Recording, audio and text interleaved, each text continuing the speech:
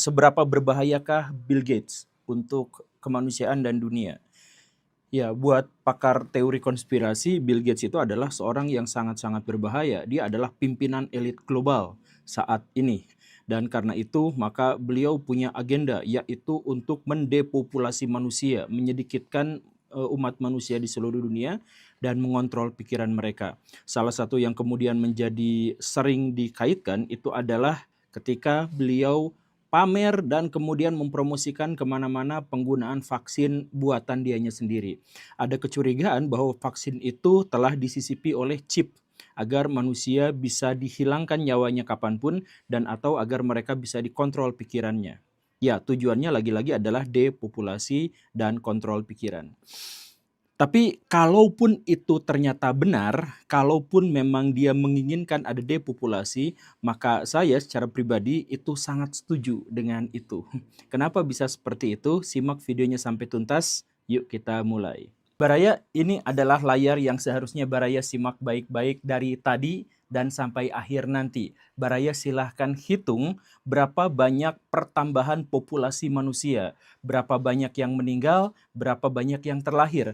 Karena ini adalah update populasi manusia per detik di seluruh dunia, di setiap daerah. Jumlahnya, kalau misalkan Baraya amati dengan baik, itu per menitnya antara 200 sampai 250 orang terlahir ke dunia. Dan per menitnya ada sekitar 100 sampai 110 orang yang meninggal dunia per menitnya. Jadi itu sebenarnya populasi manusia itu surplus. Kalau memang sampai 1 tahun hitungannya, itu kisaran sekitar 90 sampai 100 juta manusia bertambah.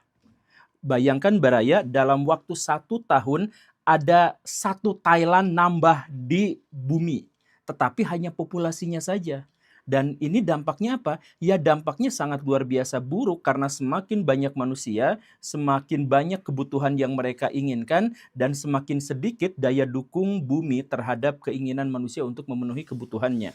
Coba kita lihat sekarang. Sekarang itu ada 8,2 miliar manusia. Saya ingat betul di tahun 2011 bulan Oktober itu ada 7 miliar manusia. Artinya hanya dalam waktu 14 tahun saja kita bertambah 1,2 miliar manusia. Maka bayangkan berapa banyak manusia yang akan ada di kemudian hari. Kemudian para ilmuwan menduga atau memproyeksikan bahwa populasi manusia akan mencapai 9 miliar manusia itu di tahun 2037 dan kemudian akan menjadi 10 miliar manusia di tahun 2050. Luar biasa. Nah, artinya apa? Artinya ini sebenarnya sebuah ancaman yang sangat besar mengingat daya tampung maksimal yang bisa ditahan oleh bumi untuk setiap populasi manusia itu hanya 10 miliar manusia, 10 miliar jiwa. Karena apa? Karena kita melihat ketersediaan lahan, lahan yang dimaksud lahan pertanian, lahan pemukiman, lahan pertambangan, infrastruktur, manufaktur, dan sebagainya. Bumi itu terbatas bagaimanapun. Kemudian kita juga melihat adanya air.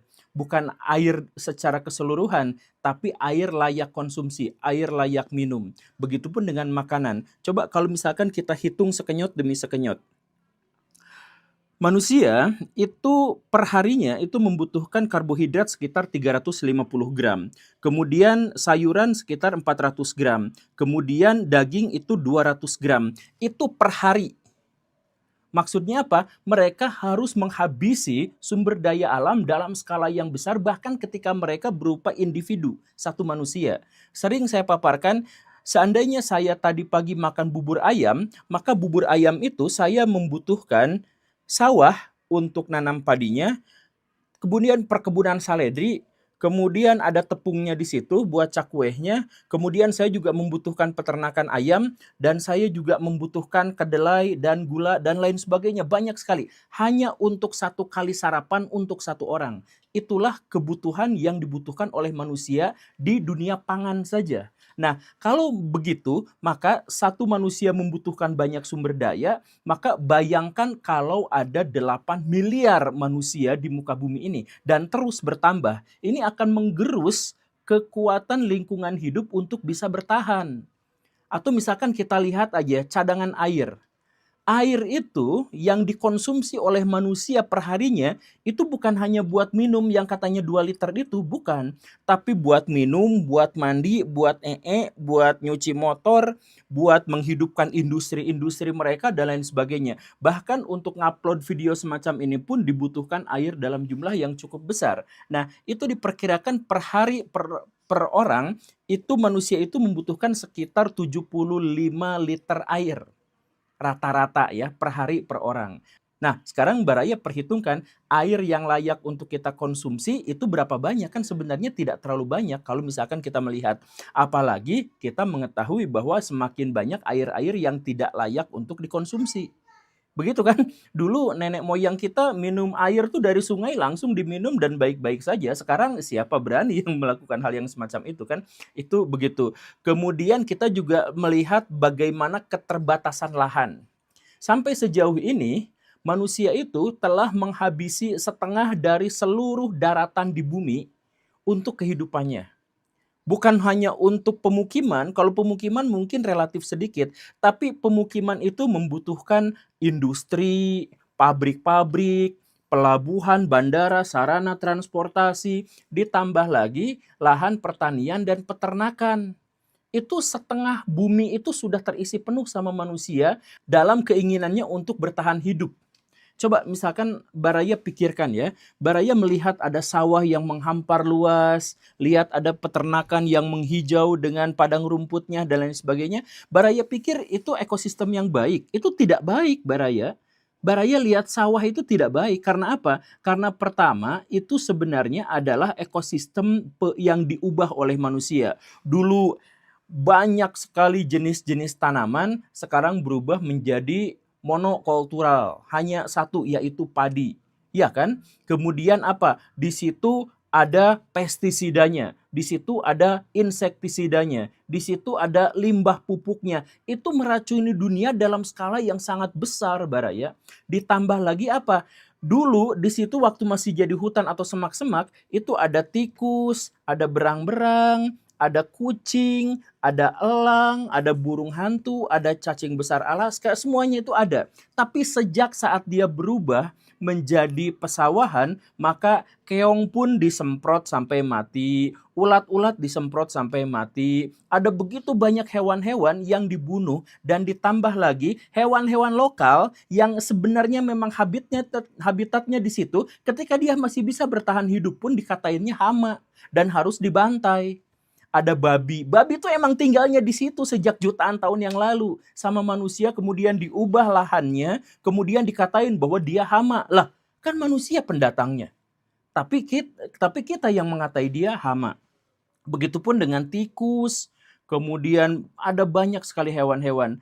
Untuk apa? Untuk bisa memenuhi kebutuhan pangan manusia. Artinya apa? Hanya untuk makan, hanya untuk minum, hanya untuk membangun kesenangan kita, kita sebenarnya telah merusak alam dalam skala yang sangat-sangat masif.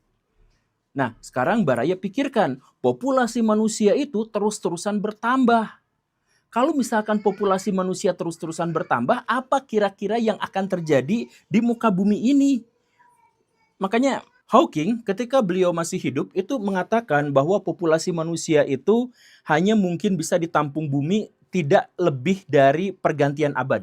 Jadi sebelum tahun 2100 kita tuh sudah punah dalam kalkulasinya Stephen Hawking, salah satu orang paling jenius yang pernah dilahirkan di dunia. Begitu kan? Nah, ada catatan yang lebih lengkap lagi dari seorang ilmuwan yang saya senang sekali buku-bukunya, Pak Wilson. O. Wilson. O. Wilson itu menyebutkan dengan perhitungan yang lebih rinci bahwa manusia itu tidak akan bisa bertahan lebih dari tahun 2080. Kenapa seperti itu? Dia bilang seandainya, ini dia bilang ya, seandainya manusia di tahun 2080 itu memutuskan kompakan semuanya vegetarian, kompakan, dan menyedikitkan makanan mereka untuk menjadi makanan sehat misalkan begitu ya, maka batas maksimal yang bisa ditampung bumi itu hanya sekitar 10 miliar manusia. Yang tadi ada pernyataan itu detailnya seperti itu. 10 miliar manusia. Itu pun kalau manusia memutuskan untuk semuanya kompak vegetarian. Yang akhirnya apa? Komoditas untuk makan mereka bisa dikurangi. Begitu. Makanya kalau kata Pak Stephen Hawking sebelum tahun 2100 manusia punah, kalau misalkan kata Pak O. Wilson itu batas maksimalnya adalah tahun 2080. Tetapi ada prediksi yang lebih pesimistik lagi, yaitu apa? Ya memang kalau hitungannya adalah menghabiskan sumber daya alam, maka kita masih bisa bertahan sampai tahun 2080. Tapi masalahnya adalah proses penghabisan sumber daya alam itu berdampak pada kerusakan iklim yang fatal. Kerusakan iklim itu kan penyebabnya cuma satu, overpopulasi. Manusia terlalu banyak, itu kan. Coba kalau misalkan manusia sedikit, manusia naik mobil, manusia naik motor yang katanya membakar bahan bakar dan lain sebagainya, itu juga sebenarnya tidak terlalu jadi masalah kalau jumlah manusia sedikit. Masalahnya kita sekarang 8 miliar, OTW 9 miliar. Akibatnya apa? Coba ada berapa juta mobil diesel, berapa juta mobil bensin yang setiap hari meracuni lingkungan. Nah, itu kan dampaknya menjadi semakin besar. Dampak diantaranya adalah apa? Misalkan, ketika gas-gas rumah kaca itu menjadi semakin tebal di atmosfer, dia akhirnya memanaskan suhu bumi seperti yang kita ketahui sekarang. Bandung saya ingat waktu saya kecil itu maksimal 27 derajat Celcius, sekarang 36 derajat Celcius di suhu terpanasnya. Naik hampir 10 derajat Celcius gitu. Dalam 15 tahun, dalam 20 tahun itu kan ngeri. Nah, kalau sudah seperti itu, apa? Ya perubahan iklim itu berarti harus mengikis wilayah-wilayah tempat hunian manusia di pesisir pantai. Kan permukaan laut naik, artinya pesisirnya semakin lama semakin habis, maju terus gitu kan. Nah, ini mengikis pemukiman manusia, manusia menjadi semakin sedikit lahannya. Contohnya Baraya bisa cek di Jakarta, itu naiknya sudah luar biasa gitu. Nah, sekarang coba hitung, ketika populasi manusia bertambah banyak, tempat hidup manusia bertambah sedikit karena apa? Karena pemanasan global, karena permukaan laut naik terus. Nah, ini kan ini di luar hitungan O. Wilson. Hitungan O. Wilson itu 100% adalah ketersediaan sumber daya alam. Tapi kan dia belum menghitung yang bagian ininya secara lebih definitif dan jelas gitu. Secara lebih terukur gitu kan. Atau misalkan kita hitung bagaimana dengan ketersediaan pangan. Ketersediaan pangan dia menghitung ya berdasarkan kalkulasinya sekian miliar hektar untuk pertanian, peternakan dan sebagainya. Tapi ketika iklim global itu berubah, maka panen manusia juga berubah, yaitu apa? Berkurang terus-terusan. Ini datanya, jagung. Itu setiap kenaikan 1 derajat, itu jagung itu turun 8% panennya. Kemudian gandum itu antara 5 sampai 15%. Kemudian padi itu antara 5 sampai 10%. Kemudian kedelai itu bisa turun sampai 12% turunnya itu. Sekarang hitung lagi, populasi manusia semakin lama semakin banyak, lahan kebutuhan mereka untuk bertahan hidup semakin sedikit, dan jumlah pangan mereka juga turun drastis gara-gara iklim sudah benar-benar terganggu. Jadi badai semakin sering terjadi, kekeringan semakin sering terjadi, cuaca semakin tidak bisa diprediksi. Akhirnya apa? Gagal panen terjadi di mana-mana, dan ini disebutkan di sini angkanya antara 8 sampai 12% dari berbagai komoditas itu akan turun terus. Populasi manusia bertambah tapi panennya turun. Coba Baraya pikirkan kalau misalkan sudah seperti ini bagaimana? Ditambah lagi ada masalah. Diketahui bersama bahwa yang namanya manusia itu serakah. Jadi, ketika sumber daya semakin sedikit, motif mereka untuk berperang semakin besar. Populasi mereka semakin membeludak, mereka semakin menginginkan lahan wilayah yang jauh lebih besar lagi. Makanya semakin ke sini perang itu semakin sering terjadi. Karena apa? Rebutan sumber daya, rebutan lahan. Coba Baraya pikir, India Pakistan kemarin berantem gara-gara apa? Ya diantaranya adalah rebutan wilayah Kashmir itu. Kenapa mereka harus rebutan wilayah? Ya rebutan sumber daya alam apalagi gitu.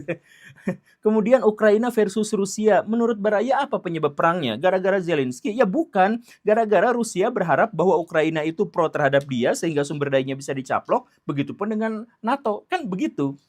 Jadi semakin banyak populasi, semakin sedikit sumber daya, semakin memotivasi manusia untuk berperang satu sama lain. Nah, kalau misalkan dihitung dengan krisis lingkungan, dihitung dengan perang, dihitung dengan semakin menyusutnya lahan manusia untuk bertahan dan berkembang biak dan lain sebagainya, maka dampaknya apa? Ya dampaknya tentu saja 2080 itu adalah prediksi yang terlalu optimistis. Bisa aja sebelum itu kita akan punah. Nah, sekarang saya tanya kepada Baraya, kalau kemudian ada perhitungan proyeksi ilmiah yang seperti itu dengan kalkulasi yang jelas seperti itu, kemudian Baraya ditawari oleh Bill Gates, mungkin nggak sih kita kontrol pikiran manusia agar manusia itu tidak neko-neko, tidak macam-macam, agar kekuatan dan kekuasaan itu ada di satu sisi saja, satu pihak saja, sehingga semuanya menjadi baik-baik saja dan terkontrol di satu sisi, kemudian di sisi lain populasi manusia tidak menjadi terlalu banyak. Kalau populasi manusia menjadi terlalu banyak, akibatnya apa? Lingkungannya rusak, hewan-hewan semuanya punah, manusia juga punah. Tapi kalau misalkan populasi manusia itu dikontrol, misalkan, maka manusia akan bisa bertahan hidup, alam juga bisa bertahan hidup dan memberikan kesempatan kepada mereka untuk memulihkan diri. Dan akhirnya apa? Baik manusia, bumi, dan semua isinya akan lestari jauh lebih baik, lebih aman, lebih sentosa di masa-masa berikutnya daripada kemudian membiarkan manusia berkembang biak terus-terusan sampai ada di titik di mana mereka menghancurkan diri mereka sendiri dan planet tempat mereka diami. Kalau Bill Gates berpikiran bahwa sebaiknya depopulasi, Baraya setuju nggak? Atau Baraya punya pilihan lain, punya pikiran lain bahwa ya kita bisa punya alternatif begini dan begitu dan sebagainya? Silahkan tulis di kolom komentar dan sekali lagi silahkan simak baik-baik. Video ini hampir tidak ada potongannya. Dari awal sampai akhir, ini berapa pertambahan jumlah populasi manusianya selama saya ngomong. Terima kasih karena sudah menyimak. Saya Guru Gembul, pamit. Assalamualaikum warahmatullahi wabarakatuh.